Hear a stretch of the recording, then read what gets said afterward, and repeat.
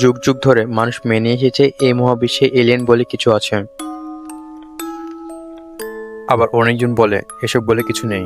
কিন্তু এরা কোন প্রজাতির এলিয়েন, কোথায় থেকে উঠে এসেছে? कहां से आते हैं?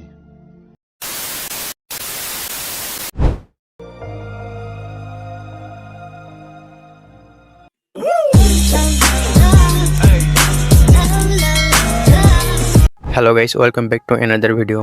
গাইস, তোমরা তো জানো টিকটকে কত আজব নমুনা ভরে আছে। আর যেখানে টিকটক মানে প্রতিবন্ধী, সেখানে আজব নমুনা প্রতিবন্ধী থাকবে, তাই না? কিন্তু এসব প্রতিবন্ধীর মধ্যে দুই টিকটকার উঠে এসেছে ধর্মের জন্য ভিডিও টিকটকে ছড়িয়ে দেওয়ার জন্য। পাপ কাজ থেকে বিরত থাকার জন্য। পরহেজগার নেকি টিকটকার কত ভালো ভালো জ্ঞান দেয়।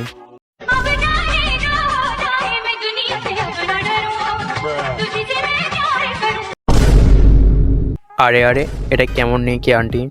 এইটা মনে হয় আপিটার মুরগি ব্যারাম হয়েছে, আর তার জন্য আন্টি দোয়া করছে। ইস কষ্ট, কিডনি টাচিং কান্না করছে। কিন্তু তা হাসির রূপে।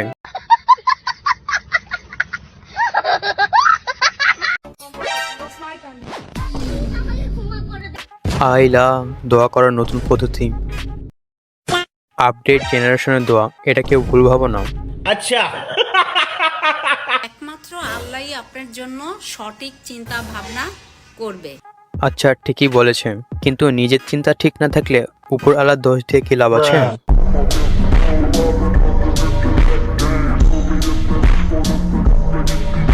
প্রথমে জ্ঞান দিবে ধর্মের নামে, ভালো। আসল বিষয় তো যেটা নিজেরাই মানে না। শুক্রবার ছাড়া নামাজের কথা বলেই না। জুম্মা মুবারক সবাইকে, সবাইকে জুম্মা মুবারক। আসসালামু আলাইকুম, সবাইকে জুম্মা মুবারক। আর অন্য ভিডিওতে মুরগি ব্যারাম হবে। মানে মাঝে মাঝে সস্তানে খাওয়ার পর মুরগি ব্যারাম হলে যা হয় আর কি। আল্লাহ জানি না কত গুনাহ করেছি। ইয়ার কোরআন শরীফ পড়া ভিডিওতে অন্য ভয়েস দিচ্ছে। এখানে যা কোরআন শরীফ করছে তা পরে শোনাবে, বা ইসলামী রেকর্ড যা সূরা পড়ছে তা দিবে। তা তো দিবে না, বিগ ব্যান্ড আলাদাই কিছুই দেবে। আমি নামাজ পড়তে যাচ্ছি, তুমি এখনই আসো। আর একটা কথা, এখানে নামাজ পড়তে যাচ্ছে, তার ফুপিকে ডাকছে, ভালো। কিন্তু এখানে ক্যামেরা দিয়ে ভিডিও করে টিকটকে আপলোড করার কি দরকার আছে?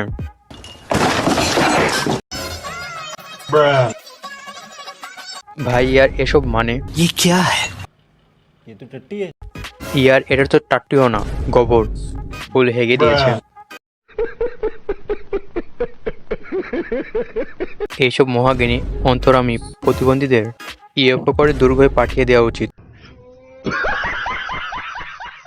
না হলে এই দেশের, এই পৃথিবীর মানুষের অনেক বড় ক্ষতি হয়ে যাবে।